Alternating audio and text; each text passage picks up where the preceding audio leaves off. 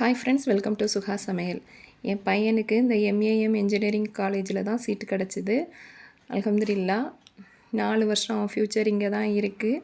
அவனுக்காக எல்லோரும் துவா செய்யுங்க. நல்ல மாதிரி படித்து முடித்து நல்ல ஒரு பொசிஷனுக்கு வரணுன்ட்டு கண்டிப்பாக எல்லாருமே துவா செய்யுங்க, பிரார்த்தனை பண்ணிக்கோங்க. இங்கே நாங்கள் வந்தோடனே நல்லா வெல்கம் பண்ணியிருந்தாங்க. எங்களுக்கு நாங்கள் கொண்டு வந்த லக்கேஜ்லாம் இந்த ப்ரோக்ராம் முடிஞ்சு தான் ரூம் எதுன்னு நமக்கு அலாட் பண்ணுவாங்க ஹாஸ்டலில். அது வரைக்கும் நம்ம டிரைவரை வெயிட் பண்ண வைக்க முடியாதுன்னு சொல்லிட்டு நாங்கள் லக்கேஜெல்லாம் எடுத்துகிட்டு எங்களுக்கு ஆடிட்டோரியம் ஒதுக்கியிருந்தாங்க. லக்கேஜ் அங்கே வைங்கன்னு சொல்லிட்டு அங்கே வச்சுட்டு இங்கே வெயிட் பண்ணிக்கிட்டு இருந்தோம்.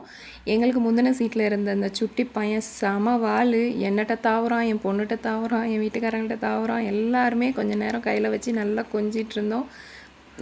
குட்டி குழந்தைங்கள பார்த்தாலே நம்ம மனசில் உள்ள கவலைகளை அத்தனையும் மறந்துடும். அது சிரிப்பை பார்த்தாலே கொஞ்சம் மனசுக்கு ரொம்பவே நிறைவாக இருந்தது. அதுக்கப்புறமா கெஸ்ட் வந்திருந்தாங்க. அவங்கள வெல்கம் பண்ணிவிட்டு அவங்க ஒரு ஸ்பீச் கொடுத்துருந்தாங்க.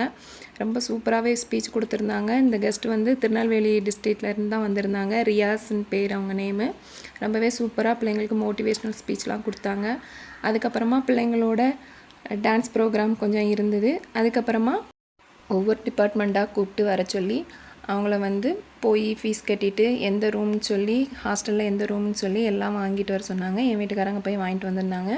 என் பையன் சைபர் செக்யூரிட்டி தான் எடுத்திருக்கான். அவன் ஃப்யூச்சருக்காக துவா செய்யுங்க. அவனே ஹாஸ்டலில் கொண்டு சேர்த்துட்டு கொஞ்சம் கண்ணீரோடு தான் வெளியே வந்தோம். துவா